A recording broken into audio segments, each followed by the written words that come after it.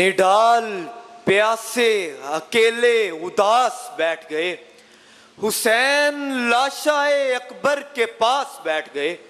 रोने वालों को बड़े घर का बड़ा फायदा था, हम तो बेबस थे मियाँ सामने माँ होती थी। ये रिज़्क़ अश्क फराहम बहम किया जाए, हमारी आंख पे रहमो करम किया जाए। वो इतना ढेर हंसी था कि हम पे वाजिब है, तमाम उम्र बिछड़ने का गम किया जाए। जनाब ए गलत फहमियों, तुमने मुझे रब माना था, वसवसो तुमने मेरे हाथ पे बैत की थी।